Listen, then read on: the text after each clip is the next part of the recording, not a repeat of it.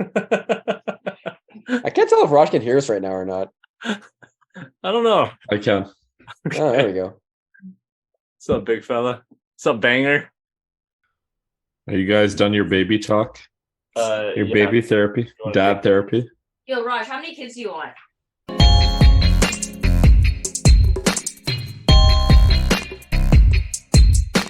What's going on, everybody, and welcome back to the Hoops Corner. I am your host, Peter Tran, on the line, back from his cruise, back from his vacation, dark as can be. I'm kidding, but looking cozy as can be. Josh Cohen, how you doing? I'm in the same position as Masai Ujiri was during the trade deadline. He's lying down on his couch, not doing much. Just chilling. But you gonna do a presser in half an hour? No, definitely not. That's too much effort. Just can't be bothered, eh? No. What's there to talk about when you don't do anything? I don't even know why he did it in the first wondered the place. same Like, what's thing. the point? Nothing happened. I'm honestly just gonna ask someone for the close notes because I am listening to that. The banger in the paint, our residential medical expert, Rajan Walia. How you feeling? I'm just recovering from the last, 24 hours? Just crazy action. I wish I was on a cruise, but you know what? Disney's not up. Disney's not my fate yet. Oh, not yet. Not yet. Someday it'll be. Hopefully never. Yeah, just wait. with your full sedan. Yeah. Anyways, it's 9:30 at night, Thursday night. We're recording after the trade deadline, and I mean, I'm guessing we should talk about the biggest trades first, right? So, like, Josh Hart going to New York in exchange for Cam Reddish. Let's go. That's kind of big news. Let's go. First big trade of the day, eh? Yo, Josh Hart and Jalen Brunson reunited. I love it. Did you guys see that video of Jalen Brunson like reacting to that? Yeah. That was cool as shit. Cool. I'm not gonna lie. Yeah, that was. Okay, maybe we should start from a few days ago. Kyrie Irving requested a trade from the Brooklyn Nets, essentially just destroying a fourth seed team who we all thought could be like somewhat contenders for the title. He get moved to he and Markieff Morris get moved to the Dallas Mavericks in exchange for Spencer Dinwiddie, Dorian Finney-Smith, 2029 first round pick, and a couple of seconds, blah, blah, blah. Who cares about draft picks right now? Basically, Kyrie Irving going to Texas. Everything's bigger in Texas, right, Josh? Conspiracy theories also bigger in Texas? Oh, yeah. No doubt. Egos. Lots of those. Egos. Yeah, I mean, Just imagine. it's a big bet, obviously. We got the reports out right before the trade happened that Dallas is trying to trade Dorian Finney-Smith in exchange for draft capital in order for that to lead to getting like a superstar type player, and instead they ended up trading him with Spencer Dinwiddie for Kyrie Irving. And this is obviously a massive risk for all the reasons that have been laid out, in the media the last few days, obviously. The fit, I think, is going to be fine. I think, Kyrie's obviously already played around LeBron, and Luka's basically, he's not LeBron in terms of the athleticism, obviously, but he plays the same sort of game as LeBron. And I think that, Kyrie being off the ball more often, I think, is his best role. He's super efficient in that role. He can obviously be the secondary ball handler, and then when, Luka's out of the game, he can take over. So the fit is good. It's just all the other stuff around it. If this doesn't work out, obviously they're going to have cap space in the off season, but they've already given away so many pieces. They're very thin, right? So it's a big risk, big reward type of situation, and we'll see what happens. Raj, how do you feel about the best team in Dallas? Or the best team in Texas. God damn it, how did I mess that up again? Yeah. I guess I don't know if Kyrie's gonna make them an NBA title contender, but I do think he makes them a more legitimate threat in the West. And again, I kind of agree with Josh. Like, it's a risk. You have Kyrie Irving, and he obviously probably has a big ego. Maybe not everything's up there.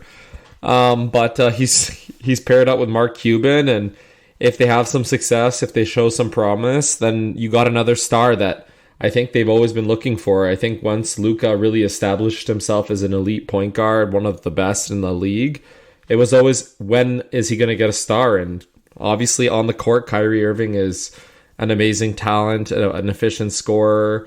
And I think ultimately you take this gamble. If it doesn't work out, if you don't re-sign him, if Kyrie implodes, if something happens, well, you're on the search for another star and you have more cap space this way. And yeah, you lost two second round picks and 1 first, but again, I think in the bigger scheme of things, you still have Luka and you're going to build around him. And hey, why not take a gamble on Kyrie? But let's just hope he plays. Yeah, the biggest problem with this trade is their success this season might actually lead to them being in a worse situation, because if he succeeds this year and they do pretty well in the playoffs, if they get to the second or third round, I don't think they're going to make it to the finals, obviously, because they're a few pieces away from that. But if he does really well and he actually plays, he's going to be asking for 4 years, and then you might just have to give it to him at that point. And then, the wheels fall off the wagon, as we've seen in his last few stops. The wheels go round and round until they just fall straight off the axis. They just go off a cliff. And then they spontaneously combust while they're going off the cliff. Texas got a lot of cliffs. It's pretty flat. And there's a lot of ways that this can go wrong, so it's perfect. Just like the Earth, Raj. Yeah. How do you stand up when the Earth is round? How does that make sense? It doesn't. It's a 2D. It's a piece of paper. There's just no backside, If it was up to Kyrie. Oh, man. I can't wait to see this Dallas experiment implode.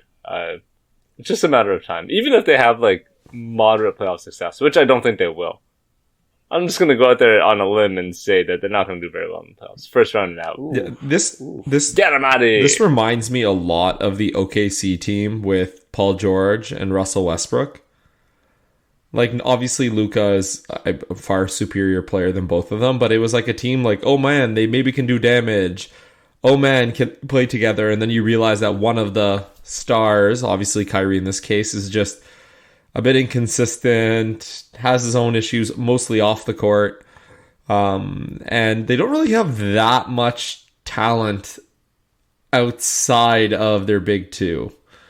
Obviously you have some pieces, but not the likes of the rest of the West, again, who have pretty much are all engaged in an arms race today. And I know we're going to end up talking about 90% of this podcast is going to be about the West.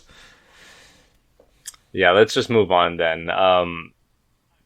His former running mate in Brooklyn, Kevin Durant, also requested for a trade this past summer. He was chilling all year, putting up MVP-like numbers when he was healthy. And basically, as soon as Kyrie was out, KD said, peace out to Brooklyn. Took TJ Warren straight back to Phoenix with him. In exchange for, this is a load of stuff, dude. We're looking at Mikal Bridges, Cam Johnson, Jay Crowder's contract, because obviously Jay Crowder don't play unless he wants to play. 4 first-round picks. 4 first-round picks. And a 2028 first-round pick swap. Yep. Let's just add this in. Not even Jay Crowder. It's Mikal Bridges, Cam Johnson, 4 first-round picks, a pick swap, and 5 second-round picks. Because that's what Crowder got flipped for. True. Yeah, the second round picks, who cares? But but still, damn. What? It's true, man. Yeah, this is. Given what Rudy was traded for last summer, it only made sense that Kevin Durant would get a lot more. But Phoenix lost a lot of depth, losing Mikal Bridges and Cam Johnson. You sort of have to do this trade if you're in that position to get Kevin Durant, a top 3 scorer of all time. Talent-wise, obviously. Top 5 player in the league right now, top 3 player in the league right now, still. How do you... what the hell do you do against this team defensively? 3 mid-range maestros, KD and Booker, obviously, and Chris Paul for that matter, all shoot the 3 pretty consistently well as well. And think about that spread pick and roll that Chris Paul and DeAndre Ayton can play with Booker and Durant on the wings. Who cares if Torrey Craig can't catch a ball? They're not going to need him to catch a ball. As long as he can steal it. The offensive power. Yeah, the Suns fans really went through a roller coaster of emotions over the last 24 hours. Right when Matt Ishbia, the new owner of the Phoenix Suns, bought the team. There was obviously that report out that said that he was going to give Isaiah Thomas a prominent role in his as a general manager, I think, or in his front office. And Isaiah's got to be spreading his own rumors, man. I mean, yeah. I mean, you go from like this massive scandal where there's like a bunch of sexual harassment lawsuits, and you bring in Isaiah Thomas, who settled an $11 million lawsuit with the New York Knicks staffer, I think it was. So that's not a great way to start off, your ownership. And then right afterwards, once that got out and got onto Twitter, his team retracted, the whole report, obviously, just saying that it was never a thing. They're just friends. That's always nice. I'm sure Isaiah Thomas was not very happy about that. But then we're just friends. I mean, the fact that he just came in and on day one, he's like, you know what? There's a report out that they were going for John Collins today. And then he's just like, no, why the fuck are we going after John Collins when Kevin Durant is out there? And then a couple hours later, they get Kevin Durant. Boom. So, honestly, I like the trade for both teams. Brooklyn has like their team trade asset in the offseason, right? Like they're basically back to where they were pre-getting, these three stars with Harden, Irving, and KD. They have a lot of wings that everybody wants. And for some reason, they didn't make any trades beyond that point today, which is odd to me because they just have a lot of dudes right now. And just hold it, man. Don't be in a rush. I guess, but like, what's the point of rushing it? They're not going to win anything this year. Yeah, I think wait until the summer and let's just see how these guys work with each other. But you also want to raise their values too, right? Yeah, but I think what they may end up doing is they're going to end up probably selling a few of their guys in the offseason or trading them. But I also think they're going to try to package maybe one of those guys, a pick, and Ben Simmons to dump his contract. Yeah, that makes a lot of sense. But can you make a trade with the team in China? For Ben Simmons' sake, maybe you send him back to Australia. Yeah. He can follow Westbrook to China. So, the Sun side of things, obviously you have to make this trade because this is the only possible way that they could put themselves in a contention this year. And the fact that, they almost did this before the season started and traded Aiden with Bridges, I think that was a reported deal, and Cam Johnson wasn't a part of it, or maybe he was and there was less picks involved. But either way, they went with a nuclear option, and who cares about depth? Honestly, the playoffs, it does not matter. It's about the main guys being healthy. And their top four is basically better than any other team's top four in the NBA. They're the favorites out west now. Can they beat Boston, Milwaukee in the finals if they make it there? We'll see. But I think they're the clear favorites in the West. Yeah. But they're, like, if an injury happens to any of their guys, you're basically back at square one. As long as it's not Kevin Durant. If Booker Durant, gets hurt, if KD gets hurt. If it's not Kevin Durant. Even if Booker gets hurt. Yeah. No. Yeah, I think Kevin Durant injury is the one that hurts them the most. I think obviously I think they're the favorites in the West too, but one injury puts them pretty much it's anyone's game. That's what I would say. I don't think they're a favorite. I think they're in the same tier as Denver and Memphis now. Oh, Memphis is a tier below. These guys haven't played together yet. You guys are just like crowning them as the favorites. They haven't even touched the floor together. Yeah, but just the way they would be able to play would be in matchup nightmare. Obviously, they can't defend to the same degree as some of the other teams, and obviously the Nuggets are probably still going to end up winning the West. But when you have, like Josh mentioned, the spacing with Booker, Durant, you have Paul kind of running the offense, getting Ayton hopefully good looks, and then you have a guy in Torrey Craig who probably, again, won't be that involved in the offense, but that's perfect for his role. Like, he doesn't need the ball to be effective. And I think they just have, again, good players, experienced, and they do have some depth. Obviously not the same degree as other teams, but it's not like they have no one. No, they have no depth. Well, they picked up... Sorry, I'm not giving you Landry Shamet and Darius Baisley as depth. Hey, Damian Lee has actually been pretty good this year. Just saying. Okay, fine. I'll give you Damian Lee and Bismack Biyombo. Are you happy with that? Hey, are you happy with that depth? TJ Warren, the buyout too. market too. I like TJ Warren, like Raj is saying, like he's back from injury now. So you guys are saying to me that I'm gonna rely on TJ Warren, Damian Lee, Bismack Biyombo as as a bench unit on this team, right?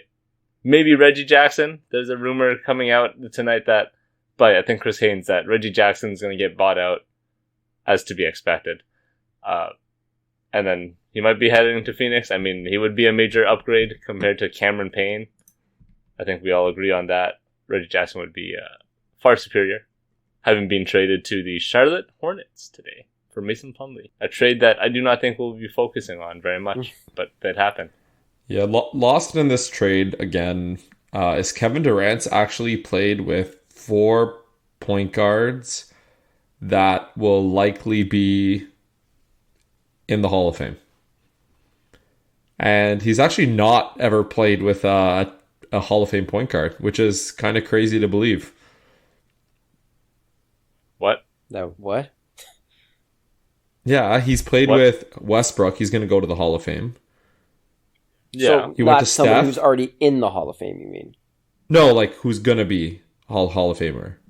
Yeah, you just said he's played with 3 potential Hall of Fame point guards, but not a Hall of Fame point guard.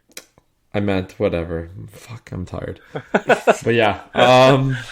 This trade deadline's gotten to him, man. Yeah, exactly. He needs a weird drink to rehydrate. Yeah, I need my electrolytes. Yes, but BioSteel. exactly, peach mango. But yeah, he's played with 4 Hall of Fame point guards, and he's obviously won with Steph when they had a far superior team. But usually, when you have his talent as a scorer and he plays the forward position, and you have a guard who's a Hall of Fame level player, you're expected to get results. And if Kevin Durant, if they don't make it in the next 2 years to the finals, obviously in the finals, if they lose, I think you kind of have to look at this as Kevin Durant isn't that guy. Like, he's obviously going to be a Hall of Fame elite scorer, but he isn't that top end. He won't be a top 10 player in the NBA. Like not in the ever in the conversation. We're getting into the hot take portion of the podcast now, aren't we? Yeah. Nah, man, we're not doing that. He's already said that he doesn't want to be like, not to say that he's not that guy, but he doesn't want to be that leader, that rah guy. He doesn't. Right? He doesn't need to be, but like he's just a hooper. He just wants to go out there and ball. But if he's played with 4 Hall of Fame point guards, and obviously with Steph, he's won his championships. Mm-hmm. Would you consider him a top 10 player of all time? If he goes and has 2 more years with the Suns, they don't make the finals. No. Yeah. But if he does, and they make it and they win another 1 or 2, then I think he's entering the conversation. For sure. Sure. Yeah. I mean, yeah, sure. If you want to just count out your 10, sure. But like, yeah, I mean, if he wins 2 more championships, he'll have 4. So yeah. It'll be pretty damn good. Yeah, for sure. I mean, I think the 2 biggest things with this trade are the Suns don't have to rely on Chris Paul to score in the playoffs now. Chris Paul is in his ideal role now as a 38-year-old point guard, and the fact that he's still this good is very rare for a 38-year-old point guard. So he's going to be in a role where he's going to be low usage, and he can run pick and rolls when he needs to. But ultimately, he's just going to be there to get the guys the ball in the spots that they need to get. And they're going to get easy shots because he just knows how to run an offense, you know? And he's going to make their lives easier, first of all. And the second thing is now they have a guy who can be the best player in any series. And that's obviously massive for the playoffs, especially when you're going to go against potentially either Giannis or Tatum in the finals if they do make it there. Jokic, obviously, in one of these rounds. Of Luka. And, I mean, hopefully we get that matchup in the first round because that'll just be pure chaos. And one of those teams is going to be very angry at the end of the series. But yeah, I mean, like having Kevin Durant on your team means that you might or potentially do have the best player in every single series, and that's just massive. I just want to point out that John Stockton played till he was 41. The original point god. He did, but he was around this type of level when he was 38, and he had, I think, Howard Eisley or somebody splitting minutes with him. He was playing 24 minutes a game, so... Still averaging like 10 assists a game, though. Yeah, probably. I mean, Chris Paul is too, though. Yeah, he was averaging 8.7 assists on 30 minutes a game. Thank you very much. Oh, wow, Josh. Not bad. Not bad. Decent. And, you know, there's a little player named LeBron James, who arguably is a better point guard than Chris Paul. Just saying. At 38 years old. Well, scoring champion. Come on. LeBron Fourth is in a assists all freaking time. Terminator. We're not even talking about a human being here. Like, he's like Jokic. Like, Jokic is going to be like 45 and still playing and averaging a triple-double. No, I don't think Jokic plays that long because he doesn't care. Yeah. He's going to leave the league and nobody's going to know. He's going to be like Duncan, man. Just one day he's like, I'm out. Yeah. And then he's going to go to Serbia, own his horse farm, and like open a small restaurant bar, and that's about it. All right, so we talked about where Phoenix should fare. Brooklyn is just loading up on wings. Josh already talked about it a bunch. I mean, they're just stacked. It's going to be really interesting to see what they do this summer. But until then, I'd be surprised if they stayed in the playoff hunt. I mean, I think they're good enough to, but it's just a giant mismatch of guys who have never played together before. So, I don't know. It'll be interesting to see what Brooklyn does. I mean, I guess the next trade that we should talk about would be the Lakers trading Russell Westbrook. And they're finally trading their first round pick in 2027 to Utah in a 3-team trade. D'Angelo Russell, Malik Beasley, and Jared Vanderbilt to the Lakers. And Minnesota gets Mike Conley Jr., Juan Toscano Anderson, Canadian legend Nickeil Alexander-Walker, and a bunch of draft picks. So the Lakers are getting some good depth. They also traded Thomas Bryant today to the Denver Nuggets for Devon Reed. And they traded Patrick Beverley for Mo Bamba. The Lakers are like low-key assembling a team that we all wish they assembled during the summer. I'm just saying. Some real defenders, some real length, some smarts, and actual shooting in Malik Beasley. It's a little strange for the Lakers to be doing something right. It's a little late, I think, but it's a little strange. I think they got a good haul for Westbrook considering his contract, considering the situation they were in, and the assets they had to give up. To get, obviously, D'Angelo Russell is not going to be the big player like Kyrie could have been for them, but he gives you an increased production, more consistent shooting. He doesn't try to play hero ball at the end of the game. He does Russell? In a way, but he does, but not like Russell Westbrook. Russell Westbrook just makes boneheaded plays. Well, Russell Westbrook's on the whole nother end of that spectrum. Yeah. So you're improving, you're upgrading though, right? Like you're doing less of something that you don't want. So I think that's a net win. And again, Malik Beasley and Vanderbilt are good players. I think they're going to help add some depth, give them some versatility if they want to play actually AD as the 5. They have other players that can really fill out the roster, and they didn't really give up that much. And I do like the move of ultimately getting rid of Pat Bev and bringing in Mo Bamba, and Thomas Bryant experiment failed, so they just moved on, and they just upgraded their team within their means, and they didn't give up too much. So I can't blame them. They took a risk, and I think it's going to pay off. I think they're ultimately going to get into the playoffs. That's for sure. And if they get the right matchup, they can maybe even cause some problems. Like, they have good players. And when you have LeBron, AD, and you just need at least one other guy on any other given night to give you like 20 points, and you're going to be in the game. Yeah, I'm not as confident they're going to make the playoffs this year. I mean, this trade does give them more flexibility, but they basically just reverse engineered what they did in the original Westbrook trade, in that they traded for Westbrook, and they traded, I think, 3 rotation players for him that actually helped their team, and now they're just reverse engineering it back to what it was before, and they're not getting the same level of players back either. But also correct, they got a pretty good haul, like you said, and they have flexibility too, because Russell expires this year, obviously.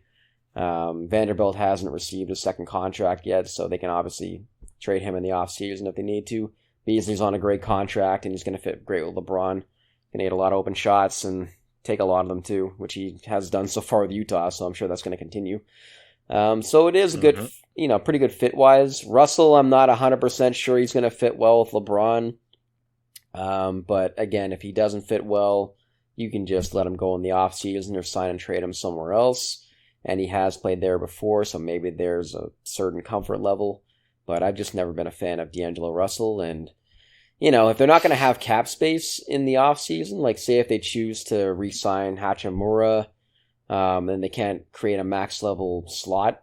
Because if they do that, they're not going to be able to, obviously be able to get a guy like Middleton, for example, in the offseason. Or trade for Beal, something like that, something bigger. But for this season, I guess the trade is all right, but I would have just gone for Conley in that case and just rolled with that because I think Conley would be a better fit and he's a better player than Russell. Yeah, but I think they needed a bit more, not that Conley's doesn't give you the same 3-point shooting as Russell. I mean, volume-wise, no, but I mean, Russell has been good overall this year in terms of his shooting. But in a playoff game, give me Mike Conley 10 times out of 10 over Russell. Yeah, I think also the flexibility going into next year, like if things somehow do work out, they have that flexibility. Not that Connolly's going to get a big contract or anything, but Connolly's obviously older. And I think Russell holds more value if they end up doing that sign and trade, if you as you mentioned. But again, the Lakers are a better team after the trade deadline than they were before, and can't argue with the moves they made, considering they're kind of handcuffed with Westbrook. This is very correct. Also, Mike Conley reunited with Rudy Gobert. That'll be fun. Also, we've been clamoring for Minnesota to get like a veteran point guard to run the show with the Ant there. Mike Conley. Is there any more of a savvy veteran point guard than Mike Conley? No, I'm a big fan of Mike Conley, and he's going to make that team work better. Because they needed a veteran point guard that just knows how to run an offense in the same mold as Chris Paul, Lowry, those types. And he's not going to get in the way. Yeah. And I think that he's going to make Anthony Edwards' life easier, just like Chris Paul is going to make Kevin Durant's life even easier. Get him easy looks throughout the game. And just, let him expend less energy trying to get these crazy shots off that he's been taking. So now all the Timberwolves need to do is trade Cat in the offseason and just let Naz Reid cook. I'm sort of surprised they didn't cash in on him too, because if you're going to try to win this year, you would think you'd try to trade a guy like Naz. Yeah. They're not trying to win this year. They're trying to win like 2 years. Oh my god, Minnesota's winning nothing. If you're trading for Rudy Gobert, you're trying to win right away. Come on. Yeah, but clearly failed. You're trying to win in like 2 years once Ant's not a second-year player. Well, come on, man. He's in his second year. It was just a bad trade, but that was their thought process, is they're going to start winning right away. And they might still make the playoffs, obviously. I would take them over the Lakers to make the playoffs, honestly. Wow. No. Definitely not. We'll see. We can make a little bet if you want. And then neither team's going to make it. Side bet. Yeah. I got a quick I got a quick mini stats corner. If you can name 5 players from the Lakers roster last year that are out of the league right now. Oh. There's 8. Dwight Howard. That are out of the league? Oh, Dwight Howard, yeah. Damn, this is hard. They played for the Lakers at some point last year. There's 8 guys. I'm blanking. Oh, Melo. Mm-hmm. Trevor Ariza. That's a good one. What other old guys did they have on their team? They just stacked the team with old guys. Must be some centers. Tristan Thompson? Blanking. No, he wasn't on the Lakers. Also Tristan Thompson being on ESPN. Oh my god, I know. Ugh. Oh god. Brutal. He sucks. Brutal. Come on, 2 more guys. Alright, Rod, just give it to us. Rajon Rondo. We're not getting them. DJ Augustine. Oh, yes. Yo, DJ Augustine could help a team. No. DJ Augustine could help a team. Avery Bradley. Have him backing up my comment. Avery Bradley. Kent Bazemore. Yeah. He's out of the league? Yeah. And Wayne Ellington. Oh. Yeah, that makes sense. Wow, that makes sense. All these guys should not be rotation players. That's the Lakers are in a better position now than they were last year. Oh, congrats. Also, you're still in the 12th seed. Congrats. They're 4 games out of 4. Russell Oh, sorry, Westbrook. 13th seed. My bad. Russell Westbrook never going to wear a Utah Jazz jersey, right? No, never. No. Straight to Okay, a let's buyout. call it right now. Where's he going? China. We're sticking with that, huh? For some reason, I think some dumb shit like Charlotte's gonna happen. Oh, No. They're tanking. Charlotte. I mean, that would help them tank, I would actually. love- You're right. I would no. Westbrook isn't not going to help a team tank. He's going to help a team perform and get stats. And lose games. He's going to do exactly what he did for Washington like 2 years ago. That's the team. He's going to Washington. He's going to. He's. Nah, he's going to bring him to Chicago, man. Bring him to Chicago. Put him with Levine and DeMar. Oh my god, the spacing. Oh. Yeah. Give me a full chucking team, man. Give me it. I want all the They chaos. just lost to the skeleton Nets. Oh my god. It's okay, man. Denver lost to Orlando today, so stuff I happens. guess so. They were Some teams lose. missing Bones Highland today. Yeah, that's the reason.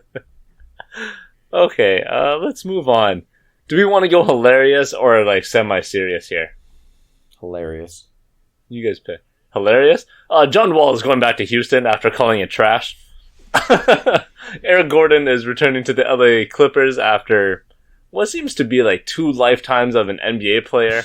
And Luke Kennard is going to Memphis, they can actually use his help. So, Luke Kennard, pretty helpful. But John Wall and Danny Green going to Houston is absolutely hilarious. They're gonna both get bought John out. Wall, just 100%.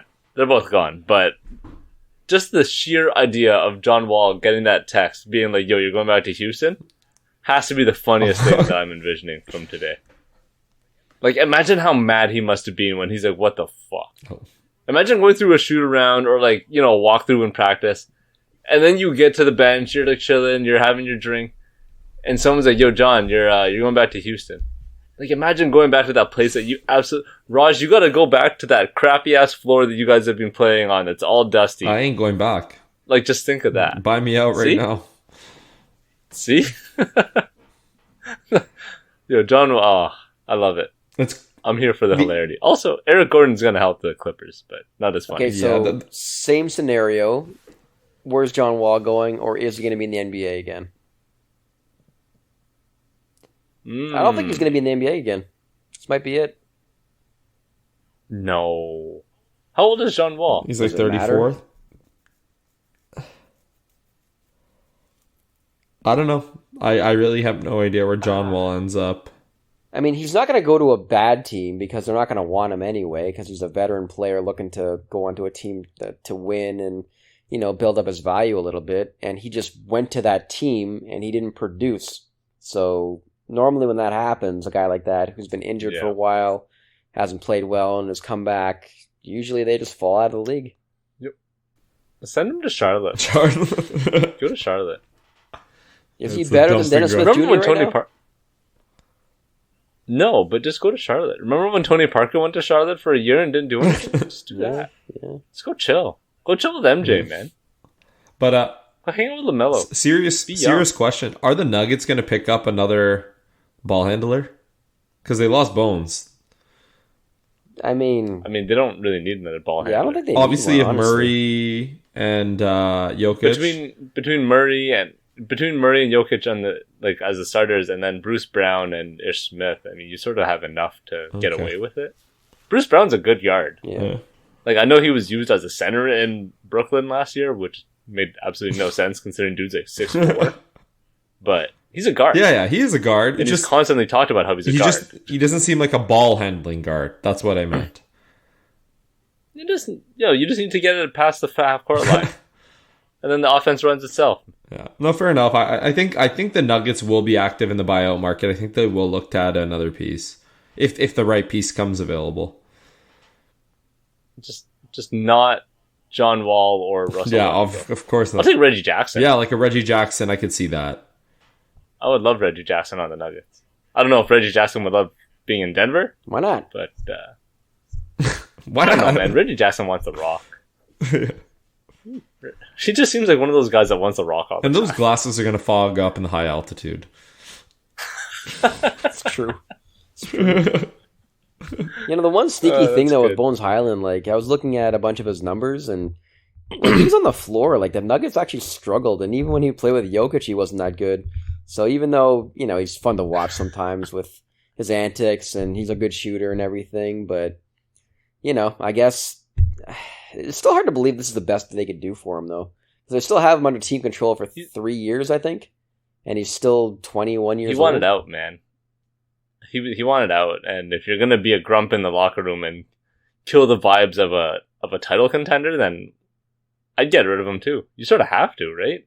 Like if you're just gonna be a bitch all the time in the locker room, then what's the point of having you around? I'm not saying that he's a bitch, but Yeah, but I think the issue is the Nuggets bench is not very good, right? Like Yeah, they literally have correct. Jeff Green, Ish Smith. That's about it. Bruce Brown? Bruce Brown? Doesn't Bruce Brown start? No. No. Plays a lot of minutes though. They start Murray. Oh, Murray. Murray, Okay, KCP, Murray and, wasn't playing Porter. tonight. Okay. Murray's in. Yeah. And then our new boy, Thomas Bryant. We've been clamoring for them to get a good backup big. Yeah, but he Thomas Bryant is a playable player. Yeah, but I think the issue is you really wanted a big that can pass the ball, because like you don't want to have a huge change in style with Brian coming onto the court. Like it would have been nice if you guys ended up getting Plumlee or Hartenstein somehow. Just to help with the continuity of the offense. Like if Jokic is in foul trouble, if he needs to take a breather, like you're not having to run a completely different offense, but it is what it is. And the other thing too is like Bryant's a turnstile on defense. I mean, he's not that much better than DeAndre Jordan, so At least he can jump, though. he can shoot too. Yeah, exactly. He's better than DeAndre Jordan in both of those aspects. I am disappointed though the Nuggets didn't make another move to get one more wing off the bench, because Jeff Green's he's all right, and he's been in playoff series and everything like you mentioned. They do have some other guys that have played decently well so far, like Chanchar has been okay this year. Braun, whatever the hell his name is. He's going to be good soon, but I don't know if he's ready for the playoffs. But he has played well in the minutes that he has played. But you're not going to rely on a rookie in the playoff he's a series, rookie, obviously. So, I mean, they have their top 7, which you may only need 7 guys in the playoffs, I guess. But, their depth is sort of lacking. But on the Clippers side of things, like they seem to have too many guys, I mean, they have no point guard. But aside from that, yeah, they have even more guys. I think Eric Gordon's just going to added start Mason for them. Plumlee. I mean, he's gonna have to. They have no other point guard. And Like straight They up. literally have Bones is their only like listed point guard. And he's not gonna start. You can't have Bones and Kawhi out there, man. Kawhi's gonna kill him. Kawhi would get oh my god. It's so funny when you watch Kawhi with like a chucker, he gets so angry. But he's also a robot, so like how do you know? Yeah. Dude is so pissed.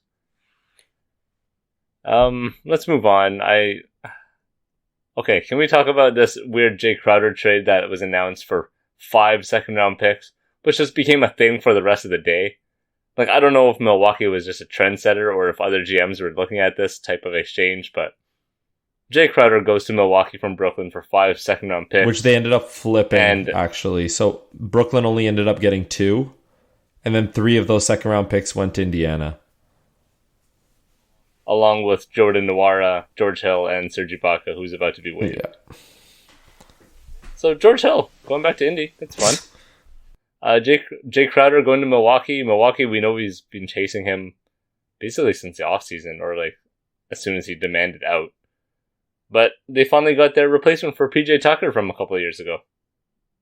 Literally what they've been hunting for, right? They've been trying to rebuild that one spot. Because Bobby Portis ain't it. He's a great player, but he's not that type of like tough defender that you expect out of Tucker or hopefully Jay Crowder in this situation. Ugh. I hate that Jay Crowder is so overrated on this podcast. Bobby Portis is a much better player than Jay Crowder. And Jay Crowder hasn't played the entire year. He's not going to make an impact. Like, I hate how everyone's like, oh my god, they got Jay Crowder. Like, that's going to make a difference. They're not going to play him when it matters. I disagree. 5 second-round picks. 5. I disagree, Josh. I think they will play him. I think he will be in the rotation. Will he play like 35, 40 minutes? No. But against certain matchups, he's another body.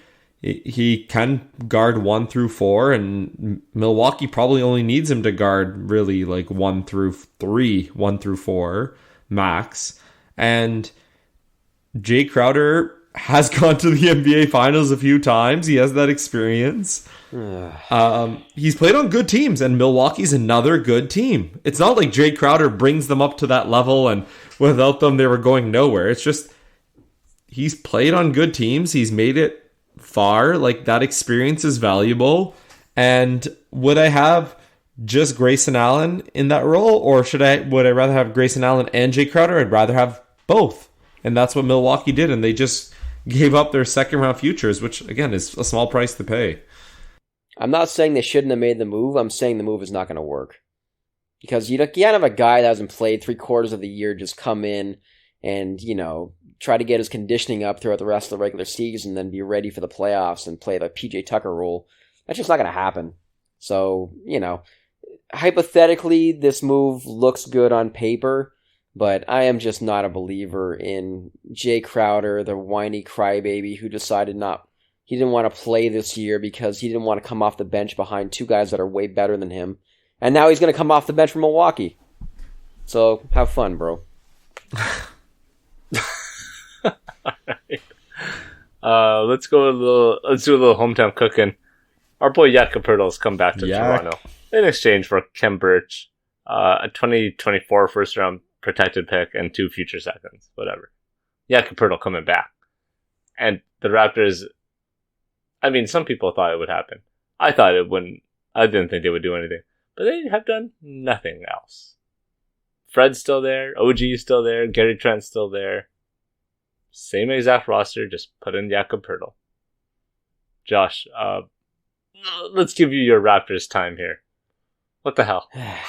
It was a disappointing trade deadline, obviously, with Toronto not making any bigger moves. And I guess they're just going to wait until the offseason to potentially, hopefully, sign and trade at least one of these guys in terms of Fred and Gary Trent. That's what today was for. Today was all about evaluating how other teams valued their players. Yeah, that's the one comment that I saw from Masai that, he might have like 29 other teams that actually want these guys in the offseason because, needs and different things change come the offseason. It's easier to put in picks, et cetera, blah, blah, blah. But as a Raptors fan, it obviously is disappointing that we're just going to play out the rest of the year and not really tank and not really make the playoffs. It's an odd direction to go in. Raptors don't tank.